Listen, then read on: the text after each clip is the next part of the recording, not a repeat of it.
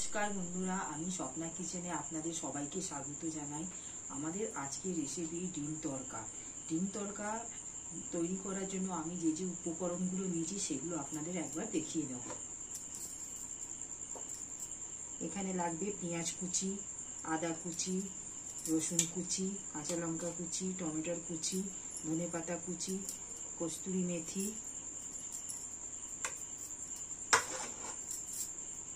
আর আমরা এই তড়কা করার জন্য এখানে মেজারমেন্ট কাপে এখানে নিয়েছি 150 গ্রাম হচ্ছে তড়কার ডাল, মুগ ডাল, তড়কার মুগ ডাল। আর এখানে নিয়েছি 50 গ্রাম ছোলার ডাল। নমস্কার বন্ধুরা, এখানে আমাদের সাথে যেহেতু ডিম তড়কা করছি, 2টো ডিম লাগবে এখানে, আর তেল লাগবে, হলুদ লাগবে, আর এখানে 1 চামচ তড়কার ডাল সেদ্ধ করার জন্য 1 চামচ হলুদ লাগবে। এখানে আমরা তড়কাটা সেদ্ধ করার জন্য এই ডাল নিয়েছি, ডালটা সেদ্ধ করে নেব।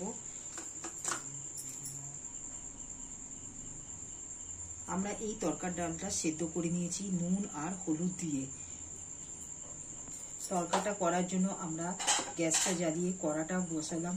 কড়াটা গরম হলে আমরা সামান্য তেল দেবো। তেল দিয়ে একে একে এই উপকরণগুলো সব আমরা দিয়ে দেবো। কড়াতে আমরা এই তেল দিলাম।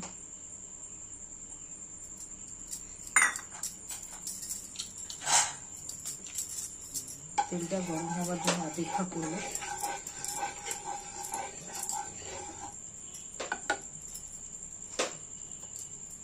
দেখুন এখানে তেলটা গরম হয়ে গেছে। আমরা একে একে সব মশলাপাতিগুলো দিয়ে দেবো। প্রথমে আমি দিলাম পেঁয়াজ,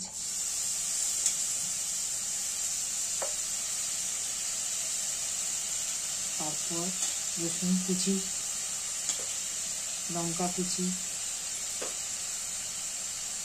আদা কুচি।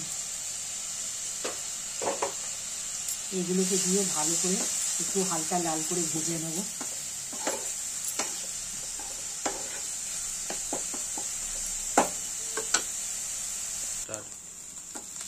এই পেঁয়াজ আর কাঁচা লঙ্কা, আদা, রসুন এই মশলাগুলো ঠিক লাল হয়ে গেছে। ঠিক আমরা এই পর্যায়ে টমেটোর কুচিগুলো দিয়ে দেব। টমেটোর কুচিগুলো দেওয়ার পর আমরা 1 চামচ নুন দিয়ে দেবো, যাতে টমেটোগুলো ভালো করে গলে যায়।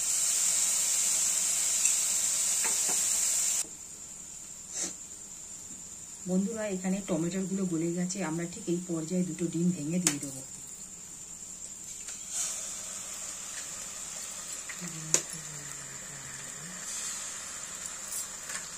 দুটো ডিম দিয়ে এই মশলার মধ্যে আমরা চালিয়ে নেব।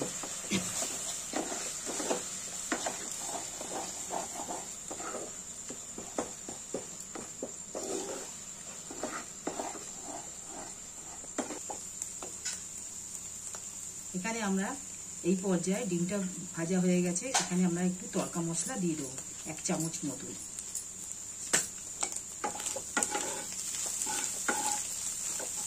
তড়কা মশলা দেওয়ার পর এখানে আমরা সামান্য কস্তুরি মেথি দিয়ে দেবো। এই পর্যায়ে আমরা একটু কস্তুরি মেথি দিয়ে দেবো।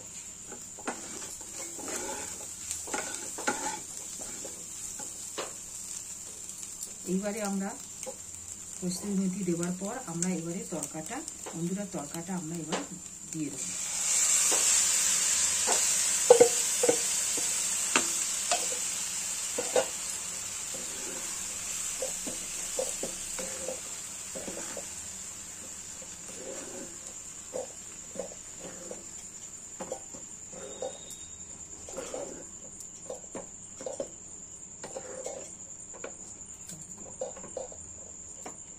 তড়কাটা আমাদের ঠিক এই পর্যায়ে হয়ে গেছে, মাখা মাখা।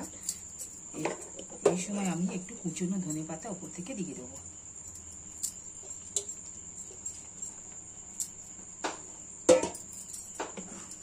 দিয়ে একবার নাড়িয়ে নেবো হালকা হাতে।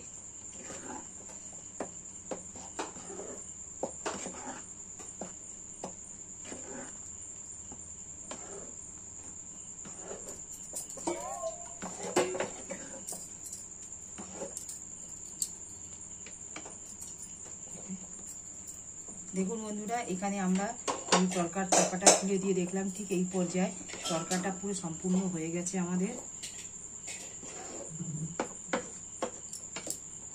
দেখুন তরকাটা আমাদের পুরো রেডি।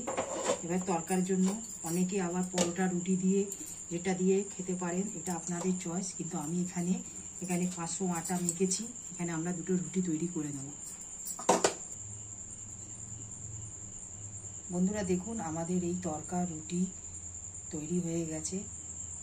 এবার আপনারা যদি এটা আমার রেসিপিটা ভালো লাগে, এটা আপনারা বাড়িতে বানিয়ে দেখবেন।